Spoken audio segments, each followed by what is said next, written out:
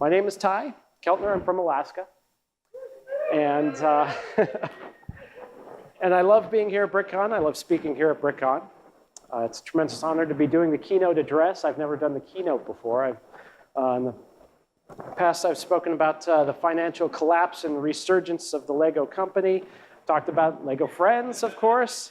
That was one of the speeches that everybody really liked.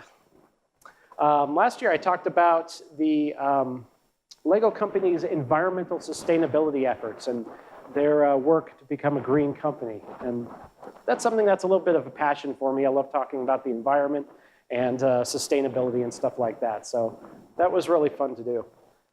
So I've been to a lot of BrickCons. And actually, I remember my first BrickCon, I was a little bit overwhelmed at all the work that other folks did and really what it meant for me to be there. After all, I was kind of a fledgling, I thought, adult fan of Lego, and I had never been around a lot of other adult fans of Lego, and all the builders there were, well, they were quite intimidating. In fact, if I can have a couple of volunteers here, I'm going to have two people reenact a small scene that I heard at the first ever BrickCon, that I went to anyway. Okay. So I just happened to be standing nearby, and I overheard a conversation. Hey, did you see Jim's mock? Yeah, it was like totally awesome. He used all these parts from set 6318. Yeah, but he didn't know it was from 6318.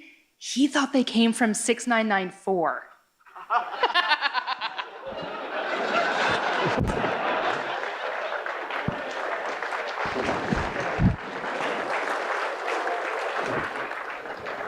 So, being somebody who had never been to a Lego convention before, I was like, what the hell is this?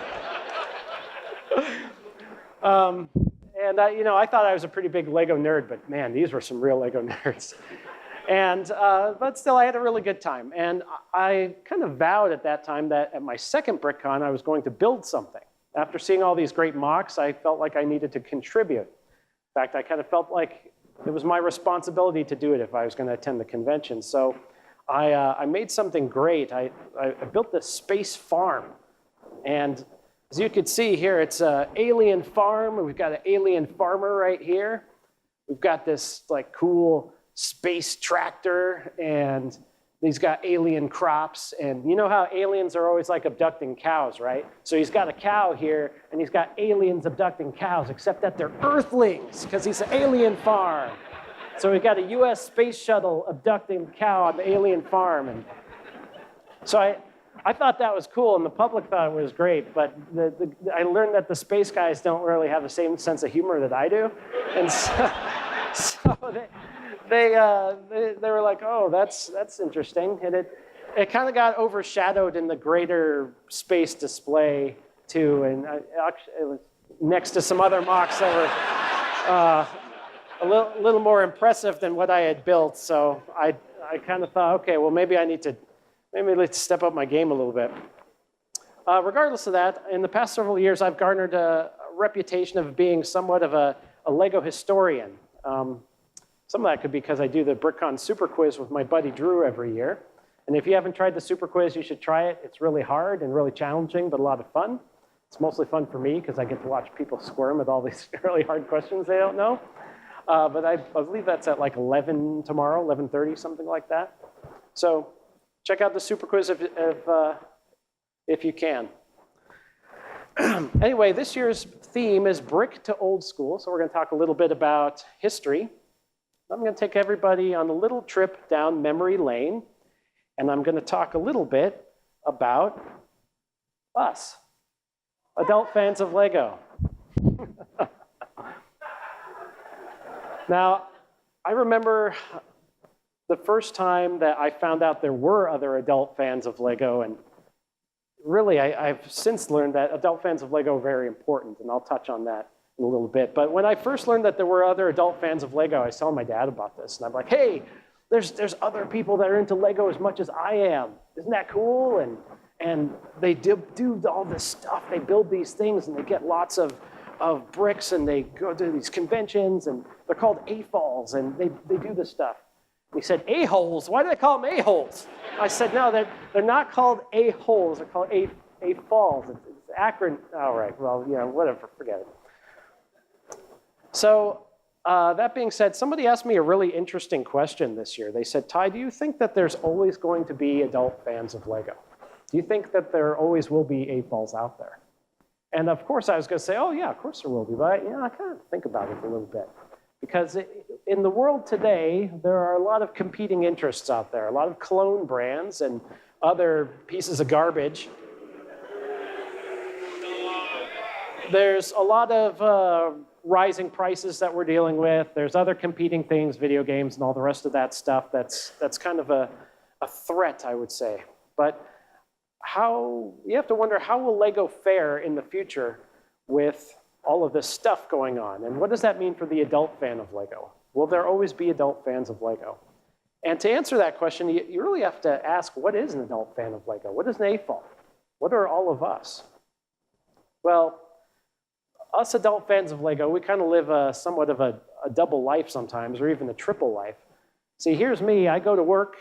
I put on my shirt and my tie every day. I go to work doing public relations and marketing stuff. I do a lot of environmental work. I work in the environmental sector. I do government things, stuff like that. And when I go home, I go downstairs to the garage, and everything there is kind of perfectly organized, more or less. And of course, then my kid is there, and he's kind of turned my workbench into his own little Lego City disaster area. But how did I get to be this guy? How did we all get to be here? Well, chances are you probably started out a little bit like this guy. Everybody was young, built with Lego. And if you weren't this guy, maybe you were this guy. Hey, it's Tom Alvin. If you weren't Tom, maybe you were this guy. It's Fraser.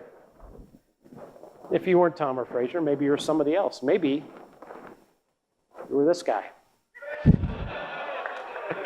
That's me. That's about 1984 or so. The set is the Intergalactic Command Base. I think that was Christmas time. I had to throw in this other slide here because I thought it was really amusing that I have the same haircut as the kid on the package.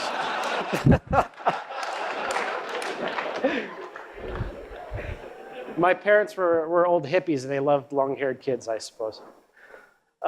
Anyway, so things progressed for me from there. I had a lot of different sets. That was one of the first sets I remember, but I also had this one, the Shell Service Station, one of my favorites, and I still have the instructions to this set. I build it every few years or so, if I can. And then I also had this one, the TV Camera Crew from 1986. And with that, here's the first big point I'm going to make tonight. Lego has a tremendous influence on kids. And there are people in this room tonight who built with Lego as a kid, and they later became engineers and architects, computer programmers, stuff like that. Now, I grew up and started my professional career as a television news reporter and an anchorman. And so it's meaningful to me. And actually, I still have this. This is a piece from that set right here. I've had it all these years. So how did we all get here, though? Well, I think that has something to do with the origin of the adult fan of Lego as a whole, as a phenomenon. The conventions, all the rest of that stuff. And let's get to this. Anybody know who this guy is? That's Daniel Krenz. He is sometimes referred to as one of the first adult fans of Lego. And let me tell you a little bit about Daniel. He's from Colorado, and he also worked in Chicago. And he began building Lego when he was in college. And at that time, Samsonite was a distributor for Lego in the United States. And he would build these great, cool displays to market the products on behalf of Samsonite and the Lego company. And they were very appreciative of that. And that, of course, drew the attention of the folks at Lego. And Lego thought that the work he did was pretty cool, so they hired him to be a designer. And he was the first designer from outside of Denmark. So he went to work for the Lego company, and he designed a lot of really cool sets, including the Guarded Inn up here at the top, Eldorado Fortress. I love that set. The King's Mountain Fortress, another set I really like. And he also did the Black Falcon's Fortress, which is one of my favorites. Anyway, he designed sets up through the early 2000s until he retired, and he passed away just last year. But another set he designed was this one, the one he was holding here in the previous slide. The iconic yellow castle, that's right. You'll see this all over the convention these days. That was in 1978. And it's around that time that I pinpoint as the real beginning of, well, maybe not the beginning, but a big, big spark in the adult fan of Lego phenomena as we know it today. You see, at that time, Lego tapped into something that they didn't fully realize at the time, something that was going to ratchet the nostalgia gear up to a whole new level. That was the release of this, the Lego minifigure. And I'm going to introduce this concept with a really, really appropriate parallel. But in order to do that, we have to zoom ahead to the year 2012. Well, I guess it'd be zoom backward to the year 2012. When I was here talking about, here at BrickCon, talking about, guess who? Lego Friends. Okay, so I swear I can't get away from Lego Friends. If you want to be my lover, you got to get with my friends. All right, so every time I step on this stage, I'm talking about Lego Friends for some reason. And I'm not going to repeat my entire speech from 2012, but I will just kind of borrow a few points from here. Now, Lego has a poor history of making products for girls. And so to reverse this trend, they asked young girls and their parents what they want to see. And the company put out a ton of money into 4 years of research. They spoke with over 3,000 parents and children.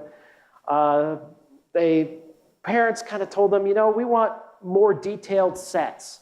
We want more detailed minifigures. We want brighter colors. We want role-playing opportunities. And we want a good storyline. And Lego did all of those things, and as a result, the Friends theme was a hit. But what does that have to do with the minifigure? Well, honestly, Lego did all of those same things back in 1978 without completely realizing it at the time. See, back then, the company created a new minifigure, a new figure. At that time, remember, all the figures looked roughly like this. They were very boxy. So we had more realistic minifigures.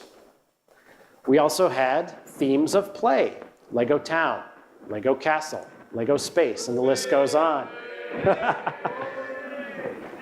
So now we had some vague storylines that we could latch onto. And the sets, of course, became more detailed, like these knights here and all of their stuff. This guy's got an axe and other cool things are going on. Oh man, yeah, love that. Also, Lego formally introduced storylines, which increased role-play opportunities. So, of course, when you have storylines, then kids latch on the storylines and they like to play with the characters. I happen to love the M-Tron guys. M-Tron guys used magnets. They transported stuff all over the galaxy. It was really cool. Space police guys, they do their police thing, but in space, you know. I mean, that was awesome. Blacktron guys, nobody ever knows what they do, but they're still really cool. Okay, so now I'm a big marketing guy, and I have a thing for old catalog artwork. I love the ads like this.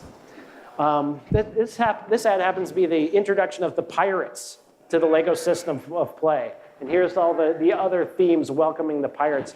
And just watching this, looking at the catalog just kind of like gives me shivers and stuff. But maybe that's just me. I'm a marketing guy. But these are storylines, just like the Friends line is. And kids really latched onto this stuff. So anyway, this generates nostalgia. And that's how you hook adults back into products that they loved years ago. When the minifigure showed up and all of this other stuff came with it, you planted this seed that would bring adults back later on. Of course, some never left in the first place. Oh, I should also mention, there were a lot of symbols that were also etched into kids' minds, just like any standard brand does. So I love all of this stuff. Oh, and one more thing. I think this is one of my favorite symbols. This isn't really that old, but I really love this one.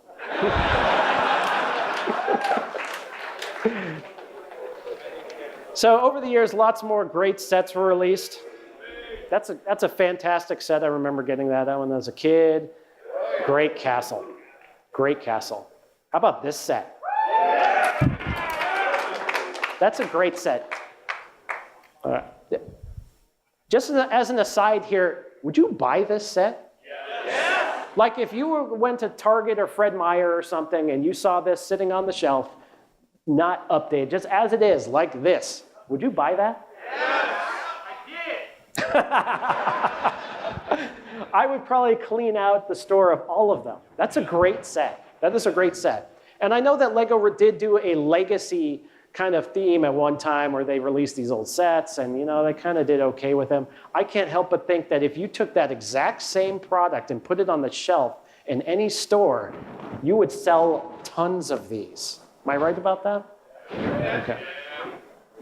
I mean, if Doritos can use the same packaging it had in the 80s and be like, throwback Doritos, and they could sell them, I think that we could probably do this, and Lego could too. All right, so here's another point for tonight, though. What goes around comes around. Now, this stuff, it does come around again. I'll get to that here. Oh, that's right. I have to plug this set, too, because it's the first set that had pizza tiles. I love that. Okay. Oh, and another thing, too. When we had these adult fans of Lego, and they were just kind of getting off the ground, they found out that there was this new technology called the internet. And Lego at that time was in its fledgling days. This is actually one of the first Lego websites here. And adult fans of Lego also were kind of starting to use the internet to do stuff on message boards and really kind of come together as a community. So really kind of put things together. Jonathan Bender has a great section on this in his book, Lego: A Love Story. So check that out if you can. Love me some Netscape. Miss Netscape.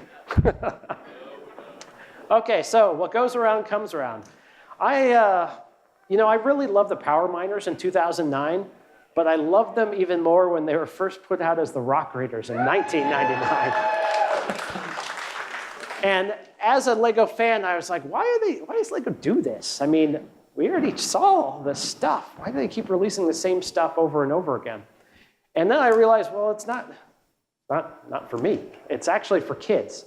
See, if you were 6 in 1999, then you'd be 16 in 2009. And then you probably wouldn't be quite as into Lego as you once were. And so Lego, they know this. They want to market to kids. And they want to make sure that they can get those kids while they can. And eventually they won't be into Lego as much. And that's okay. Then they just re-release all the same themes again. And we have new kids to bring up with Lego stuff. And they do the same thing with Agents and any of those dinosaur sets that they release every so often. Not many people realize this, but they also release Fabuland several times. The most recent incarnation of Fabuland was a little more violent than in the past. But, I mean, all that stuff is still there. See, this guy, he could be wielding a pot or something. And this guy's holding a thing with flowers in it. So really, Lego doesn't really release all this stuff over and over again. For us, they do it for kids. And with that, you might say, Ty, what the hell are you talking about, man? I bought 4 Shield helicarriers, and my sheer buying power alone must give Lego half of its revenue, right?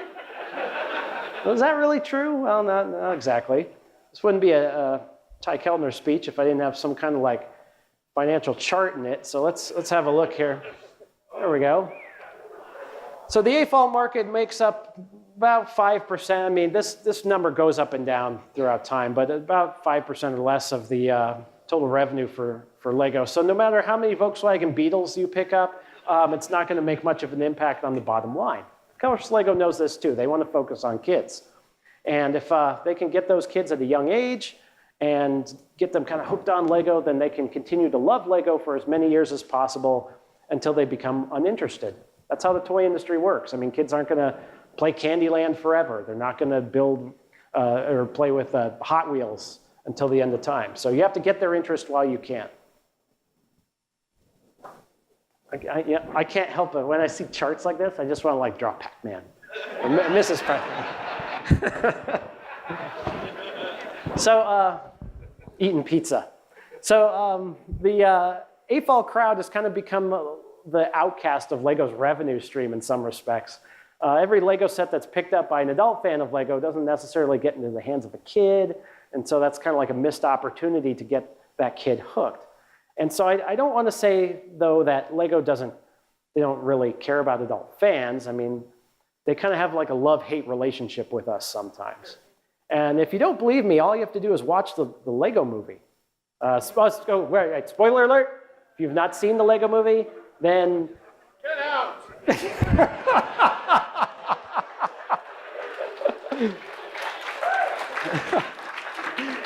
Thank you, Sean.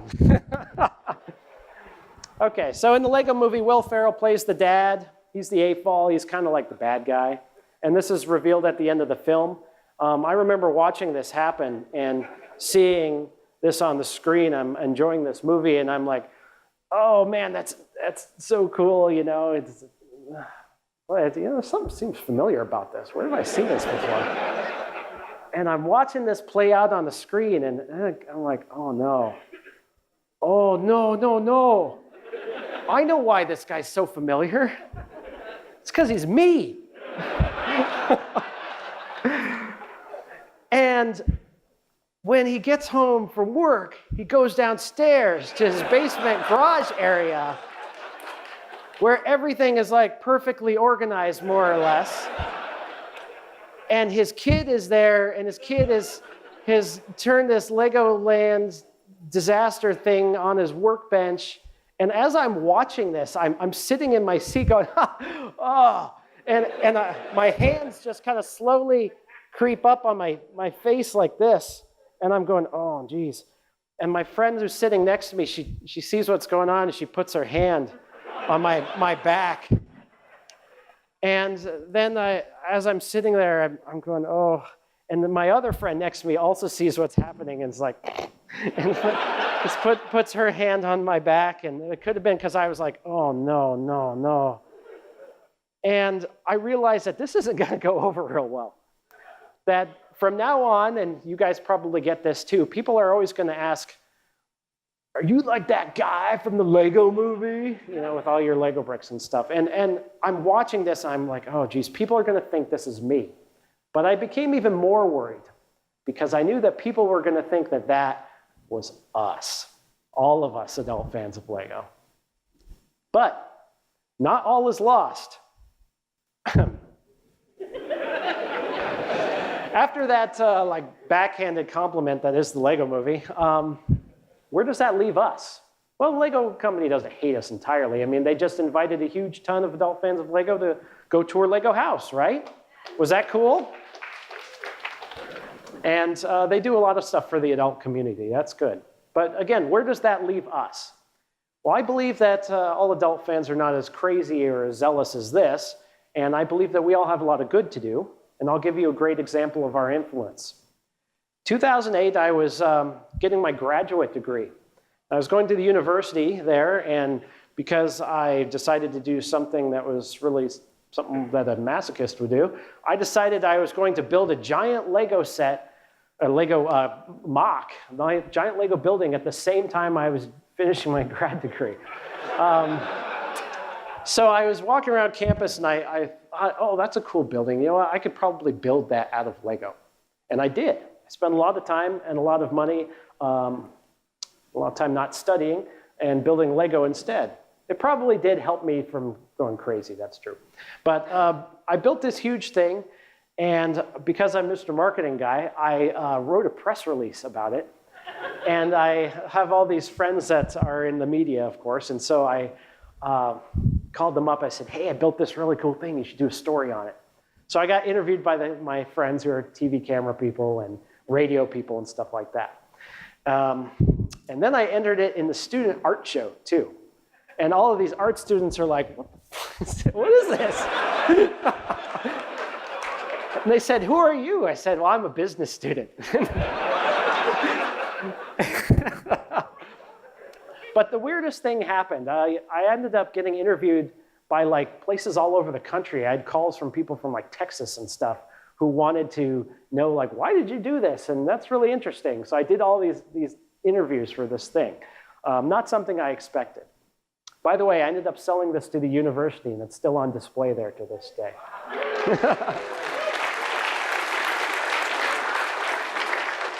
They paid me a good sum of money, and I used it to go tour Europe. But that doesn't end there. I actually did something else. I'm really bad at building websites. So in an effort to teach myself how to build web pages, I decided I was going to make a website about me building this big building, this big mock. And so I was using like Dreamweaver 3 or something like that at the time, teaching myself how to build a website, and it did get a lot of attention. I turned it into a web comic about construction workers building the cool building. And that went over pretty well. People really liked that a lot. And I thought, man, this is a lot of fun. And if I can get all these construction workers, you know what I'm going to do? I'm going to have people name them. They should have names. So I made a separate site where there's all of these construction workers, and anybody could email me and name the construction workers. Back then, this was not in the like primo days of social media like it is today. So people would actually email me with suggestions and say, hey, oh man, I love your website. I want to name this dude after my boss. And I'm like, okay. And other people are like, oh, this guy looks like my sister. I'm like, oh, okay, that's a little weird, but all right. And there's somebody said, this guy looks like a serial killer. You should name him that. And I said, I'll pass on that one. But I did get one email that I did not expect. And that was from a guy, he was a dad. And he said, hey, just so you know, my kids really love your website. And they're really big on Lego. They love Lego. And they love your website. They look at it every day. And my sons, they're cool with Lego. They love it. My one son, he has autism. And sometimes Lego is the only thing that he can focus on. And so he looks at your website and he really likes that a lot. And he said, I would like you to, if you can, name 2 of your construction workers after my 2 kids. And I remember their names to this day, Liam and Conor. And I said, absolutely, yeah, I could do that. But the thing is, I didn't expect that to happen. Remember, I was a grad student. I was just trying to do something really goofy. And I mean, in college, I'm getting my grad degree. I'm building a giant Lego building in my student apartment and all of this stuff. So it's something that I really did not expect to have happen. But it was really meaningful for those kids, and it ended up being meaningful for me too. And here's the thing, is that that's going to happen with all of us too, tomorrow. Just watch, in the next couple days, we're going to see this again and again and again. A lot of people in awe of all of the stuff that we have done. You're going to see people taking pictures. You're going to see kids be like, wow, look at that. And they're going to look up to everybody here like they're a role model or a god. See that guy? Role model. Role model. How about these guys? Role models. So we all build amazing things, and people are in awe of all of these amazing things. And this is a very important point. The work of every AFOL here inspires the builders of tomorrow. And that's actually pretty similar to what Lego's mission statement is right now, inspiring the builders of tomorrow. So if I can borrow a line from the Lego movie, what I see here are people inspired by each other and by you. And with that, I'm going to end this speech roughly the same way that I ended my speech a couple of years ago. Lego's a company that makes a simple product, a plastic building brick. An interlocking, highly sophisticated interlocking brick system, yes. Okay, but regardless, it's the only product in the world that has its own theme parks, it's used in schools, it's bought, sold, and traded online as a commodity, it has its own movies, its own television shows, its own video games, and it's the only product that has its own fan conventions, teaches children problem-solving skills, spatial relationships, and mathematics and engineering. Same product does all of those things, and it's used for art, and it's fun. So I would say all of us AFOLs have a continued responsibility to nurture the builders of tomorrow. And how do we do that? Well, it's by doing what we already do. As long as we continue to have fun and produce great work that others enjoy, We are continuing to build the architects and the engineers and the artists and the teachers and the AFOLs of tomorrow. So as long as we're having fun, having a good time, doing our thing at the conventions and everywhere else, there will always be people coming up behind us, brand new AFOLs. So in answer to the question, will there always be adult fans of Lego? Yes, I think there will, as long as all of us continue to do our thing. With that, that's all from me. Make it last forever. Friendship never ends. Look me up on Twitter if you can. I'm always there. I'll get my Flickr page up eventually.